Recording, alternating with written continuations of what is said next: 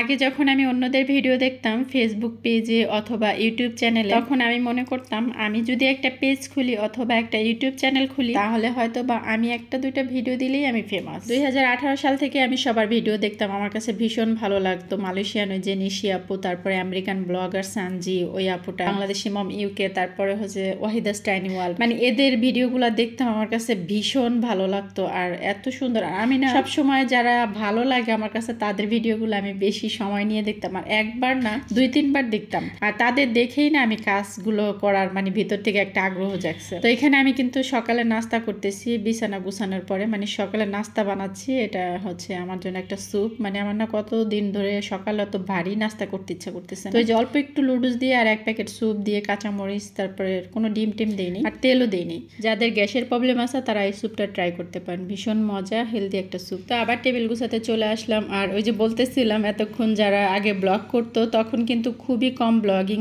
করতো মানুষ, তখন একটা ভিডিও দিলে 12-13 মিনিট, তারপরেও বলতাম আপু আরও কেন বড় ভিডিও দিলেন না। আর তখন অপেক্ষায় বসে থাকতাম যে কখন একটা ব্লগ আসবে, সন্ধ্যার সময় তো ফ্রি টাইমে বসে থাকি, তো তখন দেখতাম অনেক মজাই লাগতো। এমনকি একটা ভিডিও 2-3 বার টেনে টেনে দেখতাম। তখন আমি চ্যানেল খুলেছি ঠিকই, কিন্তু তখন আমি ভিডিও দেইনি, চ্যানেল খুলে রেখে দিয়েছিলাম। তবে আস্তে আস্তে ভাবছি যে শুরু করব, আর আস্তে আস্তে শুরু করি, আজ করি কাল করি, এরকম করে 2021 সাল থেকে কিন্তু আমি ব্লগিং শুরু করছি। ইউটিউবের ভিডিও আমি আগে দিচ্ছি, ইউটিউবে কিন্তু 2020 সাল থেকে আমি ভিডিও দেওয়া স্টার্ট করেছি। তো যাই হোক, অনেক কথা বললাম, আসলে সবকিছু সহজ মনে হলো অত সহজ না, সহজ হলে সহজ, আবার যেটা সহজ না হয় সেটা অনেক কঠিনই থাকে। ব্লগিং লাইফটা হচ্ছে লটারির মতো, মানে লটারি লেগে গেলে অনেক কিছু, না লাগলে কিছুই না।